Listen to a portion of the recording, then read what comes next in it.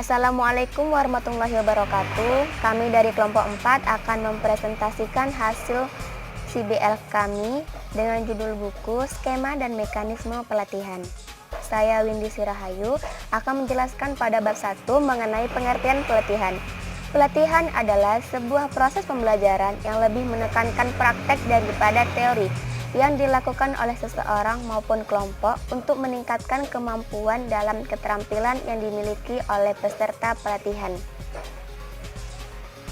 Adapun pengertian lainnya yaitu pelatihan adalah serangkaian aktivitas yang dirancang untuk meningkatkan keahlian para peserta pelatihan. Adapun tujuan dari pelatihan yaitu agar peserta pelatihan dapat menguasai pengetahuan, pengalaman, dan keterampilan yang dilatihkan dalam program pelatihan sehingga dapat diaplikasikan dalam jangka waktu yang pendek maupun jangka waktu yang lama. Ada dua jenis pelatihan. Yang pertama, pelatihan wacana baru. Pelatihan wacana adalah suatu pelatihan wacana baru yang harus disosialisasikan kepada peserta pelatihan dengan tujuan untuk meningkatkan keterampilan pada peserta pelatihan. Yang kedua, pelatihan keterampilan. Pelatihan ini mengenai pengenalan ataupun pendalaman pada keterampilan yang dimiliki oleh masing-masing peserta pelatihan. Ciri-ciri pelatihan. Yang pertama, menginginkan adanya perubahan atau peningkatan keterampilan untuk melakukan sesuatu. Yang kedua, materi yang disajikan mengacu pada satu aspek kompetensi. Yang ketiga, hanya dalam jangka waktu yang ditentukan. Yang keempat, mengembangkan pemahaman, pengetahuan, dan keterampilan. Bab 2, identifikasi kebutuhan pelatihan. Secara umum, identifikasi kebutuhan pelatihan didefinisikan sebagai suatu proses pengumpulan data dalam rangka mengidentifikasi faktor apa saja yang ditingkatkan agar tujuan pelatihan dapat tercapai. Adapun metode dalam identifikasi kebutuhan pelatihan, yang pertama survei, yang kedua observasi umum, yang ketiga wawancara, yang keempat fokus group discussion atau melakukan pertemuan. Elemen penting pada identifikasi kebutuhan pelatihan. Yang pertama, tingkatan ketepatan yang diperlukan. Yang kedua, waktu yang diperlukan. Yang ketiga, ketersediaan sumber daya alam. Dan yang keempat, faktor biaya. Analisis kebutuhan pelatihan. Analisis kebutuhan pelatihan merupakan alat untuk menganalisis gap yang ada tersebut dan melakukan analisa apakah gap tersebut dapat dikurangi atau dihilangkan melalui suatu pelatihan. Adapun tujuan dari analisis kebutuhan pelatihan. Yang pertama, pelatihan merupakan salah satu solusi untuk memperbaiki suatu masalah atau untuk meningkatkan suatu keterampilan. Yang kedua, memastikan bahwa sasaran yang ketiga, memastikan bahwa pengetahuan sesuai dengan yang dibutuhkan. Yang keempat, mengidentifikasi bahwa jenis pelatihan sesuai dengan tema. Dan yang kelima, mengidentifikasi untung ruginya melakukan pelatihan. Ada 3 jenis analisa yang dijadikan sebagai alat untuk kebutuhan pelatihan. Yang pertama, task analisis. Yang pertama, task analisis berfokus pada kebutuhan tugas suatu posisi. Tugas dianalisis untuk mengetahui jenis keterampilan apa yang dibutuhkan pada posisi tersebut. Yang kedua, person analisis. Person analisis berfokus pada level kompetensi yang dipegang oleh posisi tersebut. Person analisis ini bertujuan untuk mengetahui kekurangan yang dibutuhkan. Yang ketiga, organisasional analisis. Organisasional analisis ini didasarkan pada kebutuhan strategis kelompok seperti apakah misi dan visi kelompok. Sekian Dari bab 1 dan bab 2 yang saya paparkan, saya ucapkan terima kasih. Saya Pintenanti Simahara akan menjelaskan mengenai bab 3. Bab ini menguraikan dua hal mengenai skema pelatihan. Yang pertama adalah alur pelatihan dan yang kedua adalah desain pelatihan. Pada alur pelatihan terjadi 3 tahapan. Yang pertama adalah pra-pelatihan, yang kedua pelaksanaan pelatihan, dan yang ketiga adalah pasca pelatihan. Pada tahap pra-pelatihan terjadi identifikasi dan analisis kebutuhan, merumuskan sasaran atau tujuan pelatihan, dan mempersiapkan kurikulum dan materi. Pada tahap pelaksanaan pelatihan terjadi pemilihan dan penentuan metode, memilih dan menentukan teknik pelatihan yang digunakan. Selanjutnya pada tahap pasca pelatihan.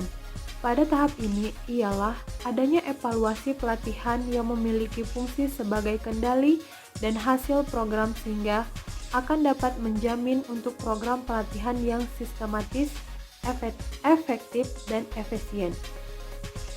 Berbagai macam evaluasi pelatihan yaitu yang pertama memberikan masukan untuk perencanaan program pelatihan, memberikan masukan untuk kelanjutan, perluasan, dan penghentian program pelatihan. Selanjutnya memberikan masukan untuk memodifikasi program pelatihan. Selanjutnya memperoleh informasi tentang faktor pendukung dan hambatan program pelatihan. Selanjutnya mengenai desain pelatihan. Desain pelatihan dapat diartikan sebagai proses perencanaan yang sistematik yang dilakukan sebelum kegiatan pengembangan atau pelaksanaan sebuah pelatihan. Konsep desain pelatihan dikemukakan dalam bentuk model. Beberapa model pelatihan tersebut terdiri dari yang pertama model Dig and Carry. Model ini termasuk ke dalam model yang berorientasi kepada prosedural. Berikut adalah model desain pelatihan yang dikembangkan oleh Dig and Carry. Yang pertama identifikasi tujuan pelatihan, yang kedua analisis instruksional, selanjutnya menganalisis peserta pelatihan dan konteks, selanjutnya merumuskan tujuan pelatihan khusus, selanjutnya mengembangkan alat dan instrumen pelatihan, selanjutnya mengembangkan strategi pelatihan, selanjutnya menggunakan bahan ajar, selanjutnya merancang dan melaksanakan evaluasi formatif, selanjutnya merevisi terhadap program pelatihan, selanjutnya merancang dan mengembangkan evaluasi sumatif. Selanjutnya adalah model Smith and Regan. Model ini memiliki kecenderungan terhadap implementasi teori pelatihan kognitif.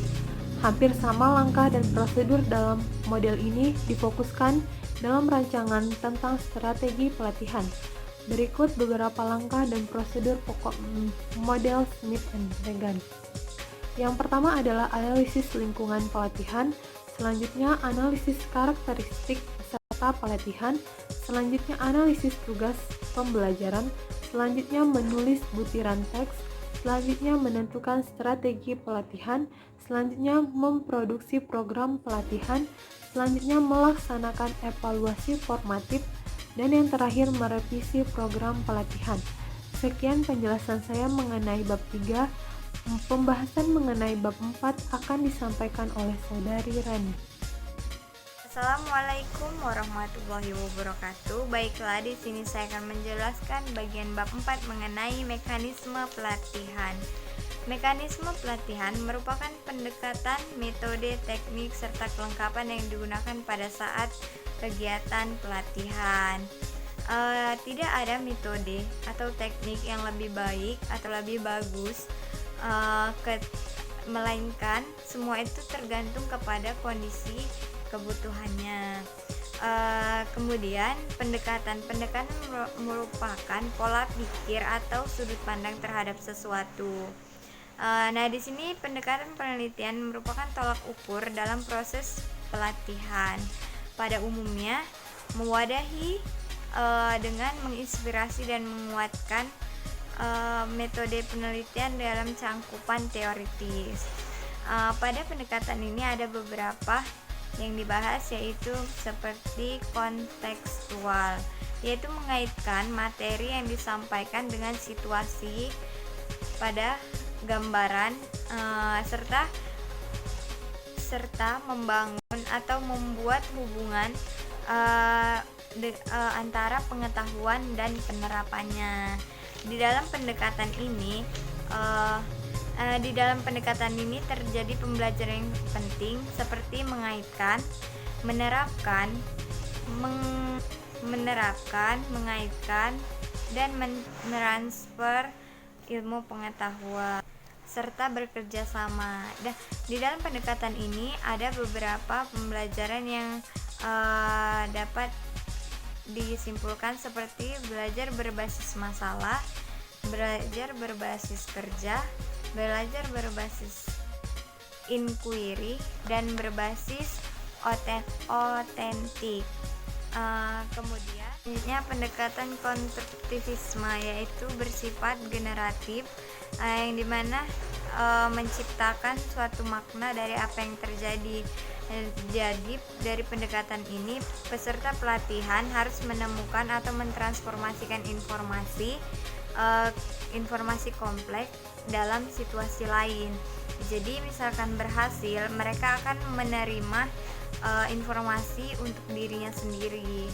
Kemudian pendekatan deduktif, yang artinya itu suatu penalaran yang bermula dari suatu bentuk umum ke bentuk khusus. Jadi dalam artian di sini dengan mengkaji aturan atau prinsip serta ikuti yang harus diikuti contoh khususnya seperti itu.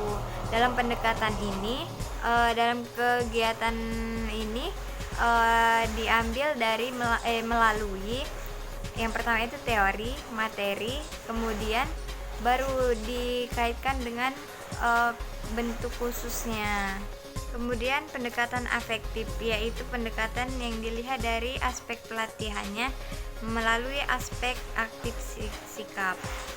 Di sini pendekatan afektif ini adanya hubungan antara interaksi antara trainer dan peserta pelatihan merupakan suatu kunci dalam pembinaan sikap, dan kita bisa melakukan penilaian afektif ini dengan ranah sebagai berikut. Yang pertama itu receiving atau menerima stimulus, yang kedua responding atau merespon stimulus, yang ketiga following yaitu dengan menilai kemudian menanggapi, yang keempat yaitu organization, mengorganisasikan untuk membentukkan sistem, yang terakhir yaitu characterization follow, yaitu kemampuan untuk mengkonseptualisasikan. Yang terakhir atau pendekatan andragogi, yaitu seni atau ilmu yang mengajar kepada pembelajaran orang dewasa. Di sini pembelajaran orang dewasa memiliki prinsip, karakteristik serta langkah-langkah dan pembelajaran mereka. Di sini saya akan menjelaskan pertama mengenai prinsip orang dewasa. Di sini orang dewasa lebih suka. Adapun prinsip pembelajaran orang dewasa yaitu seperti orang dewasa belajar baik apabila menarik baginya, dan kemudian orang dewasa belajar dengan baik apabila dipengaruhi oleh pengalamannya. Orang dewasa juga butuh dorongan atau pembelajaran yang berulang-ulang. Seperti itu kan. Kemudian adapun karakteristik orang dewasa yaitu seperti mereka belajar atau mempunyai pengalaman yang berbeda-beda. Kemudian mereka juga tidak orang dewasa tidak bisa menentukan kehidupannya sendiri. orang dewasa lebih suka diberi saran-saran. Orang dewasa juga lebih suka dihargai dan diberikan hal-hal yang praktis seperti itu kan. Kemudian ada daur pembelajaran orang dewasa, yaitu mereka belajar dari mulai dari pengalamannya, dari kemudian melakukan analisis, tarik kesimpulan, dan kemudian menerapkannya. Dan yang terakhir yaitu pelaksanaan pembelajaran orang dewasa, yaitu menciptakan iklim belajar, menyusun perencanaan pembelajaran, mengidentifikasi minat dan kebutuhan, kemudian merumuskan tujuan, merancang kegiatan, dan yang terakhir melaksanakan serta mengevaluasi. Kemudian pendekatan induktif, yaitu penalaran yang bermula dari khusus ke umum seperti kita mengambil kesimpulan. Di dalam pendekatan ini terdapat strategi, yaitu mengembangkan kemampuan berpikir dan kreatif melalui observasi, menemukan pola, dan menggeneralisasikan. Ajar anak-anak. Pendekatan di sini menitik beratkan kepada trainer directed education, yang dimana trainer bertanggung jawab penuh terhadap keputusan yang telah disampaikan. Di dalam pendekatan pedagogi ini memiliki kelemahan dan kelebihan. Yang pertama itu kelebihannya, ketika kita memiliki pengetahuan, itu menjadikan benang atau rantai keilmuan kita di yang akan datang. Jadi tidak perlu mempelajari lagi. Jadi di waktu yang akan datang kita sudah mengetahuinya. Dan kelemahannya di sini, jika kita mempunyai keterampilan atau hal unik serta minat kita, dalam pendekatan ini tidak dapat dikembangkan. Nah, itulah kelemahan dan kelebihan dari pendekatan pedagogi ini. Dan yang kedua, berjalan dengan semestinya seperti itu. Kemudian metode kerja lapangan, yang dimana peserta pelatihan ini diajak terjun langsung ke lapangan, bukan hanya sekadar untuk mengobservasi atau meninjau, tetapi praktik langsung. Di sini kelebihannya mereka dapat langsung mempraktikkan atau meninjau langsung di lapangan, tidak hanya melihat-lihat, tetapi mereka bisa menerapkannya. Kelemahannya yaitu mungkin dalam pengetahuan yang terbatas, seperti itu aja. Kemudian metode sumbangan, yaitu suatu bentuk kegiatan yang di sini peserta pelatihnya harus menjawab atau mengutarakan idenya ketika trainer menanyakan mengungkapkan suatu masalah, seperti itu kan. Dan yang selanjutnya yaitu metode presentasi, yang dimana trainer tersebut merupakan salah satu atau seorang yang menyampaikan informasi kepada peserta pelatihan dengan mempunyai skill atau pengetahuan yang spesifik tentang bahan atau materi dalam pelatihan tersebut. Kemudian metode penemuan, di mana metode penemuan ini memberikan atau memproses suatu bentuk pelatihan yang memungkinkan atau membuat peserta pelatihan mengumpulkan dan mengasimilasi atau mencampurkan antara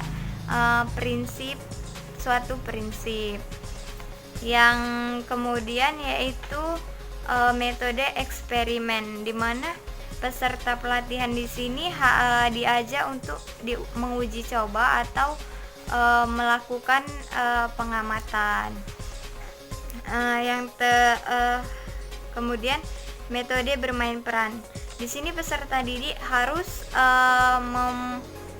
melakukan suatu peran dan mereka harus memberdayagunakan suatu kinestetik atau gerakan.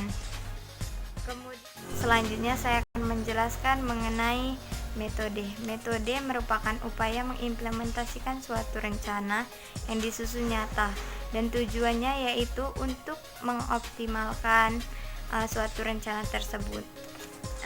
Di dalam metode ada beberapa metode yang harus diketahui, yaitu seperti metode seminar, yaitu kegiatan yang dibentuk oleh beberapa orang untuk menyelesaikan masalah. Di dalam metode seminar tersebut ada kelebihan dan kekurangannya, di mana kelebihan tersebut kita dapat menerima teori-teori dan kemudian dapat dibina secara ilmiah, di mana kemudian petunjuk-petunjuk yang praktis dalam seminar tersebut dalam memecahkan masalah. Adapun kekurangannya yaitu perlu memakan waktu lama dan perlu menentukan tempat. Kemudian metode kerja kelompok. Metode kerja kelompok yaitu peserta pelatih ini diberi tugas dari trainer, di mana tugas ini harus dikerjakan secara berkelompok. Adapun pembagian kelompok yaitu seperti perbedaan minat, perbedaan kemampuan, dan itu dibuat karena untuk mengkolaborasikan kemampuan mereka. Adapun kelebihan dan kelemahannya seperti trainer lebih memungkinkan untuk mengawasi kemampuan mereka, dan kelebihannya juga peserta pelatihan lebih efektif dalam dalam melaksanakan tugasnya. Kelemahannya dalam pelaksanaan kerja kelompok ini terkadang memungkinkan hanya saja ada salah seorang yang mampu memimpin untuk dalam kegiatan kerja kelompok tersebut, karena mereka merasa mampu dan mereka memimpinnya. Tidak semua terlibat seperti itu kan. Jadi adapun kelemahan-kelebihan itu menjadikan metode kerja kelompok ini berjalan dengan semestinya seperti itu. Kemudian metode kerja lapangan, yang dimana peserta pelatihan ini diajak terjun langsung ke lapangan, bukan hanya sekadar untuk mengobservasi atau meninjau, tetapi praktik langsung. Di sini kelebihannya mereka dapat langsung mempraktikkan atau meninjau langsung di lapangan, tidak hanya melihat-lihat, tetapi mereka bisa menerapkannya. Kelemahannya yaitu mungkin dalam pengetahuan yang terbatas, seperti itu aja. Kemudian metode sumbangan yaitu suatu bentuk kegiatan yang di sini peserta pelatihnya harus menjawab atau mengutarakan idenya ketika trainer menanyakan mengungkapkan suatu masalah, seperti itu kan.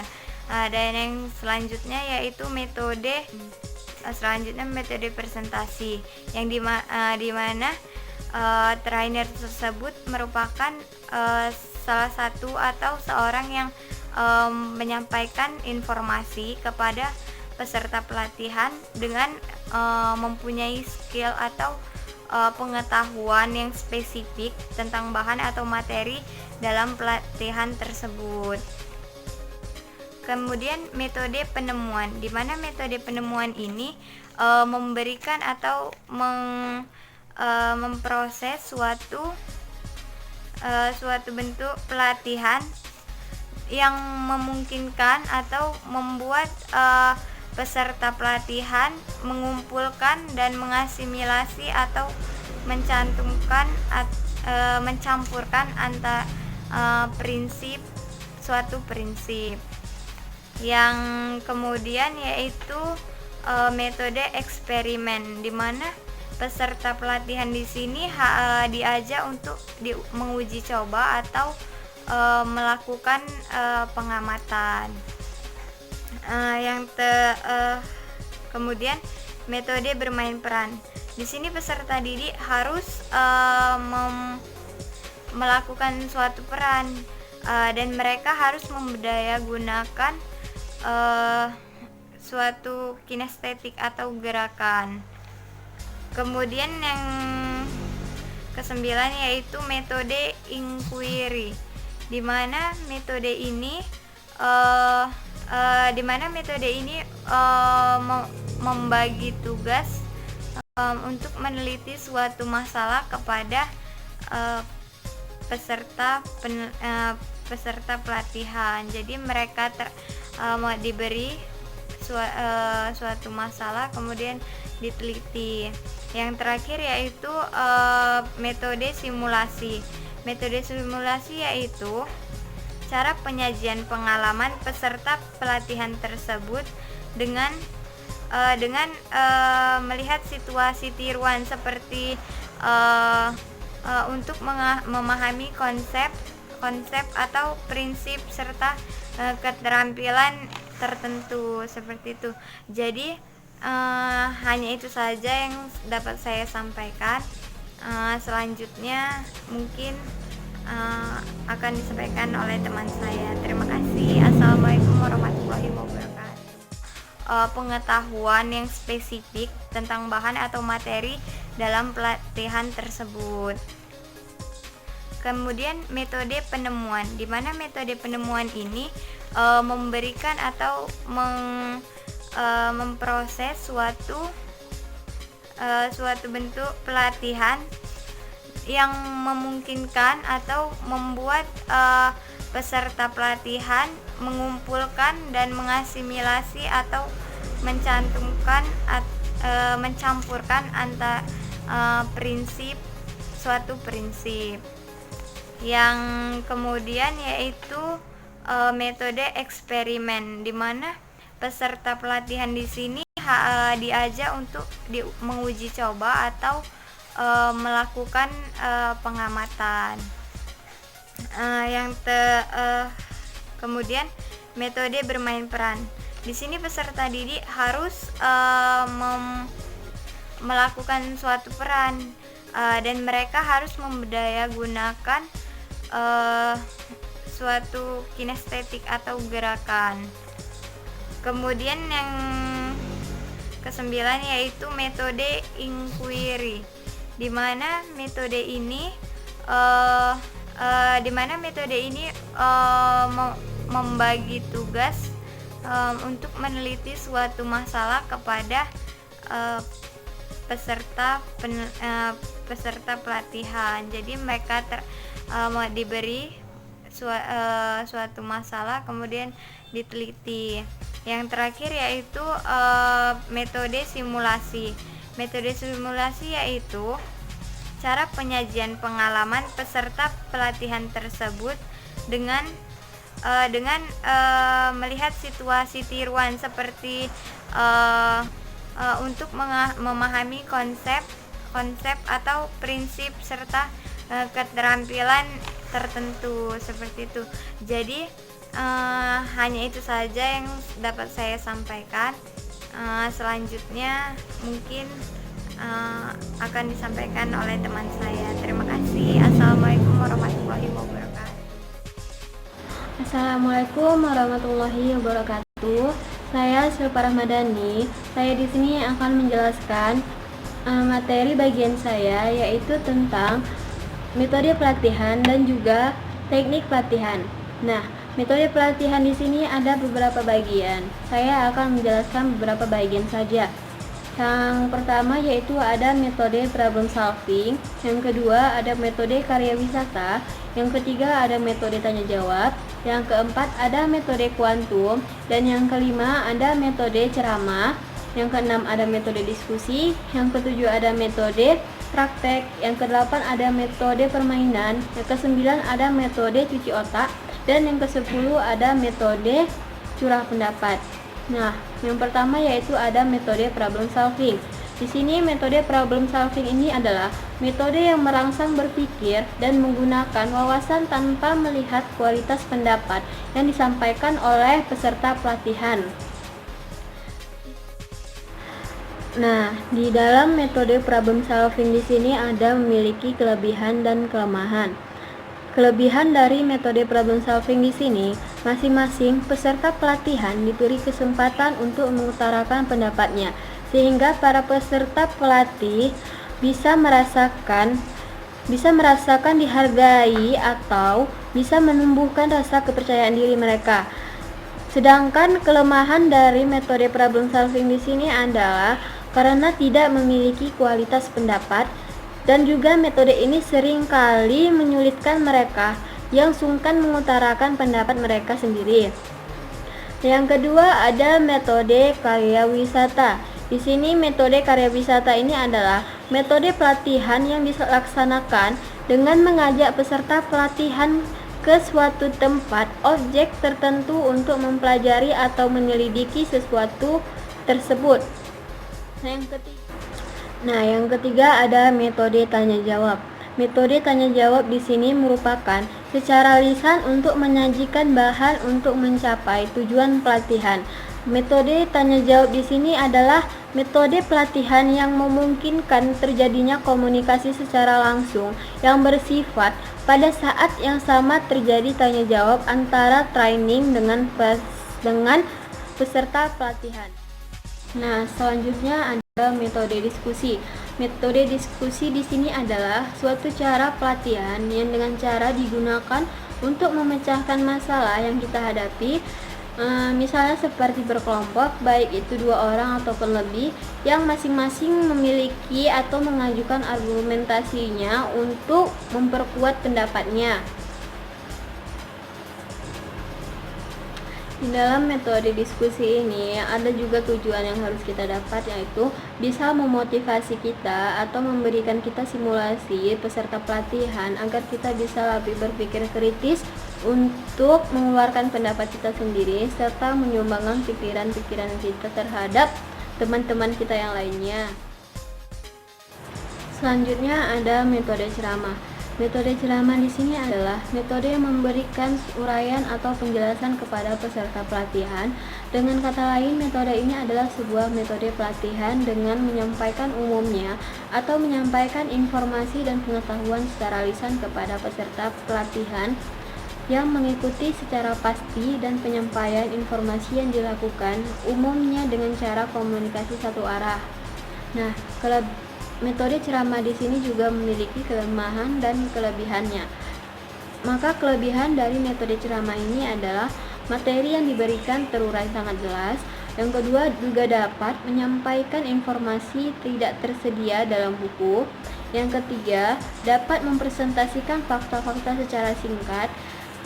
Dan juga ada kekurangan dari metode ceramah ini adalah peserta pelatihan menjadi pasif dan tidak dilibatkan, kurangnya kesempatan untuk pemecahan masalah.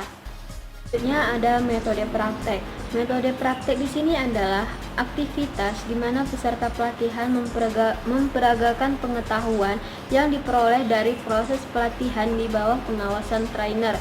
Misalnya apabila kita melakukan suatu pekerjaan yang bisa mereka pahami secara cepat ataupun dengan mudah, kita terlebih dahulu melakukannya dengan memperagakan gerak tubuh kita, itulah yang dinamakan dengan metode praktek. Nah, metode praktek di sini juga memiliki kelemahan dan kelebihannya. Kelebihan dari metode praktek ini di sini adalah peserta pelatihan dapat memperagakan pengetahuannya dalam kondisi yang sebenarnya. Dan yang kedua, ada juga trainer bisa langsung memberikan masukan. Sedangkan kekurangan dari metode praktek di sini adalah ketidaktersediaan alat peraga atau prasarana yang mendukung. Yang kedua, biasanya metode praktek di sini juga tidak membutuhkan biaya yang. Nah, selanjutnya ada metode permainan.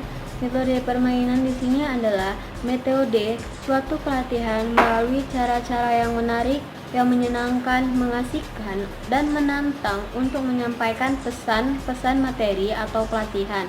Jadi permainan di sini itu merupakan sarana untuk menyampaikan pesan-pesan materi pelatihan dengan lebih menarik untuk menghindari kejenuhan peserta pelatihan. Misalnya seperti misalnya metode permainan ini kita bisa melakukannya dengan bisa menghibur atau seperti bermain game dan sebagainya. Nah, saya di sini akan menceritakan pengalaman saya ketika saya di kampus. Di dalam metode praktek ini, kita bisa juga melakukannya di kelas, di mana saja. Dan beberapa bentuk di dalam metode permainan ini bisa dapat kita lakukan dengan ice breaking. Di dalam ice breaking itu seperti misalnya dapat saya bilang tadi seperti bermain game. Permainan ini juga untuk bisa memperkenalkan atau membangun keakraban sesama teman kita atau untuk memecahkan kebekuan kita dan bisa kita lebih fokus terhadap pelajaran yang telah kita lakukan. Nah, selanjutnya ada metode cuci otak. Metode ini sering dipakai dalam proses penyampaian materi yang masuk dalam kategori ideologis, misalnya seperti nilai, visi dan misi ataupun tujuannya. Nah, yang terakhir ada metode curah pendapat. Di sini metode ini lebih bertumpu pada pengalaman dan imajinasi peserta pelatihan murni. Misalnya di dalam prakteknya harus diperhatikan seperti trainer harus sering mungkin melontarkan pertanyaan-pertanyaan yang mengundang karismatis peserta pelatihan atau kritisisme pelatihan. Nah, selanjutnya yang terakhir itu ada metode curah pendapat. Metode di sini lebih bertumpu pada pengalaman dan imajinasi oleh peserta pelatihan murni, dan juga di dalam prakteknya harus diperhatikan sebagai misalnya seperti harus sesering mungkin melontarkan sebuah pertanyaan yang mengundang kritisisme peserta pelatihan, dan juga memberikan contoh-contoh persoalan yang sesederhana yang bisa dialami. Kemudian dalam konteks ini, trainer harus terus memegang alat tulis untuk sebisa mungkin mendokumentasikan gagasan yang muncul tanpa terkecuali dan memberikan catatan pada gagasan yang kurang lebih sama. Nah, tadi saya juga akan menjelaskan apa itu teknik pelatihan. Teknik pelatihan di sini adalah cara yang dilakukan seseorang dalam rangka mengimplementasikan suatu metode. Teknik pelatihan di sini dapat diartikan sebagai cara yang dilakukan seorang trainer dalam peserta pelatihan untuk mengimplementasikan suatu metode pelatihan secara spesifik. Teknik pelatihan di sini ada terbagi 3, yaitu teknik on the job training, yang kedua ada teknik on the job training, yang ketiga ada teknik fasilitasi. Yang pertama yaitu ada teknik on the job training, yang dimana di sini merupakan suatu teknik melatih peserta pelatihan untuk mempelajari suatu materi pelatihan atau pekerjaan sambil mengerjakan atau mempraktekannya. Di dalam teknik on the job training di sini juga memiliki kelemahan dan kelebihan. Kelebihan di dalam training on the job ini teknik on the job training di sini juga memiliki kelebihan dan kelemahan. Kelebihannya di sini bisa dapat kita lihat seperti relatif tidak mahal, berlatih sambil memproduksi atau menghasilkan sesuatu, tidak dibutuhkan tempat pelatihan khusus. Nah, sedangkan kelemahan dari teknik on the job training di sini dapat kita lihat melalui trainer yang dipakai harus orang yang tepat. Selanjutnya di sini ada teknik of the job training. Di sini teknik ini pelatihannya menggunakan situasi di luar pekerjaan atau aktivitas peserta pelatihan, yang dimana dipergunakan apabila banyak peserta pelatihan yang harus dipilih atau harus dilatih dengan cepat dan secara bersama-sama. Teknik of the job training di sini dapat digunakan pada metode ceramah, metode presentasi, metode bermain peran, metode kasus, dan metode simulasi. Nah, teknik of the job training di sini juga memiliki kelebihan dan kelemahannya. Kelebihan dari teknik of the job training di sini dapat kita lihat bahwa biaya pelatihan tidak mahal karena berkelompok, dan yang kedua membuka wawasan baru, dan yang ketiga pemisahan waktu pelatihan dan waktu bekerja peserta pelatihan. Nah, selanjutnya ada kekurangan teknik of on the job training, yaitu teknik of the job training di sini bersifat teoritis. Yang kedua, kecocokan tipe pelatihan yang kurang dengan kebutuhan yang ada. Nah, selanjutnya ada teknik fasilitasi, di mana teknik fasilitasi ini adalah suatu teknik di mana terjadi proses sadar dan sepenuhnya hati seorang trainer untuk dapat membantu peserta pelatihan dalam meraih tujuan yang ingin dicapai dengan taat pada nilai-nilai dasar dan peraturan yang disepakati dalam proses pelatihan tersebut. Nah, dalam proses pelatihan ini yang menggunakan teknik fasilitasi dibutuhkan orang yang berperan dalam mengelola pelatihan yang disebut dengan fasilitator. Seorang fasilitator dalam teknik fasilitasi adalah orang yang membuat kerja atau bekerja pelatihan.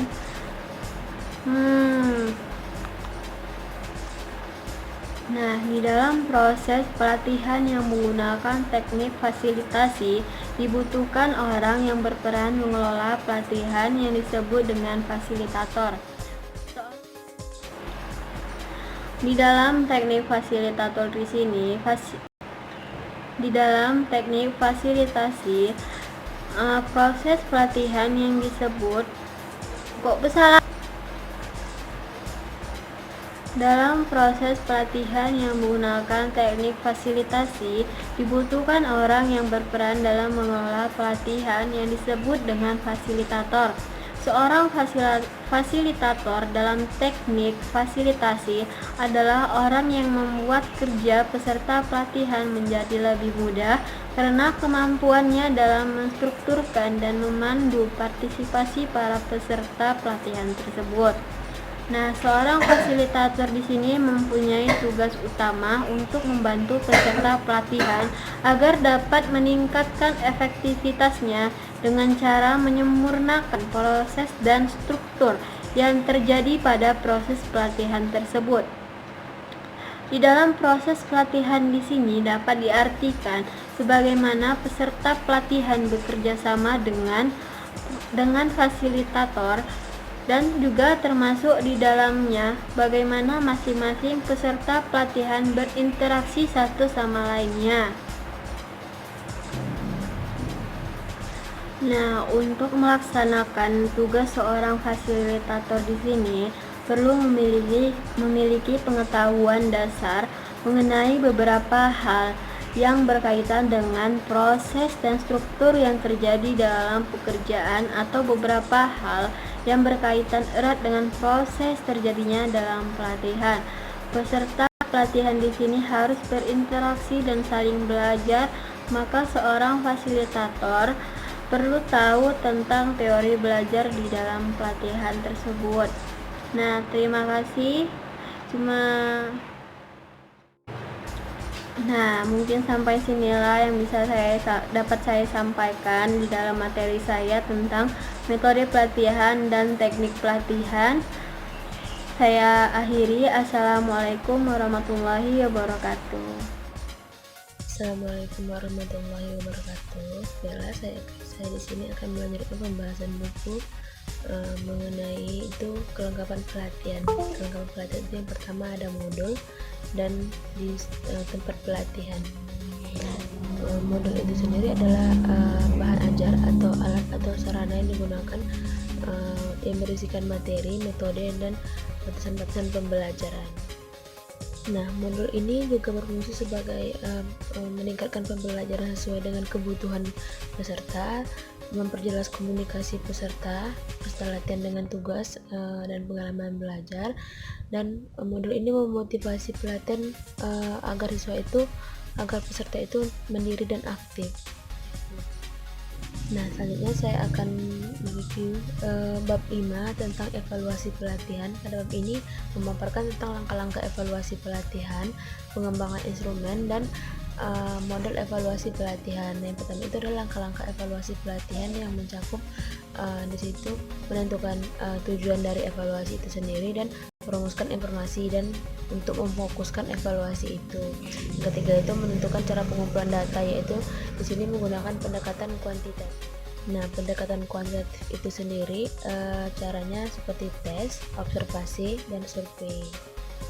Selanjutnya ada model evaluasi 4 level. Yang pertama itu reaksi, yang kedua itu pembelajaran, yang ketiga itu perilaku, dan keempat itu hasil.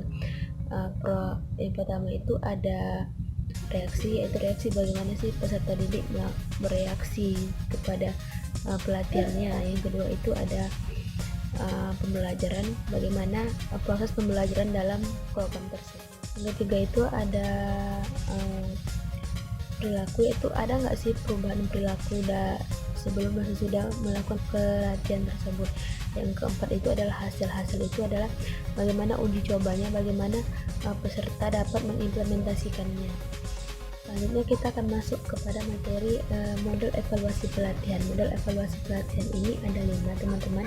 Yang pertama itu model CIPP, yaitu konteks, input, proses, dan produk. Nah, model evaluasi selanjutnya yaitu model evaluasi sumatif. Nah, model ini tidak memperhatikan proses yang terjadi dalam proses pelatihan. Dia hanya melihat dari memperhatikan tujuannya dan melihat dari berhasil atau tidak suatu pelatihan tersebut. Yang kedua itu ada